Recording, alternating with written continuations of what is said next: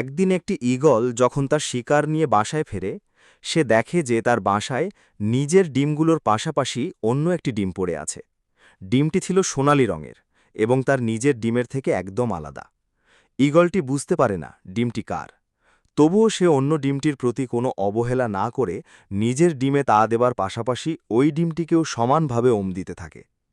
কিছুদিন পর ঈগলের দুটি ডিম ফুটে বাচ্চা বের হয়, কিন্তু ওই অদ্ভুত ডিমটি তখনও অপরিবর্তিত থাকে। ঈগল ছানাদের খিদে পেলে মা ঈগল তাদের জন্য খাবার আনতে বাসার বাইরে যায়।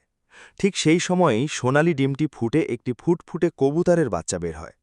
ঈগলের বাচ্চারা তো অবাক, তারা ভেবে পায় না এই ছোট্ট পাখিটি কে। কিছুক্ষণ পর মা ঈগল খাবার নিয়ে ফিরে এসে দেখে বাসায় একটি কবুতরের ছানা। সে বুঝতে পারে হয়তো কোনো বিপদে পড়ে মা কবুতর তার ডিমটি এখানে রেখে গিয়েছিল। ঈগলটি অত্যন্ত দয়ালু ছিল।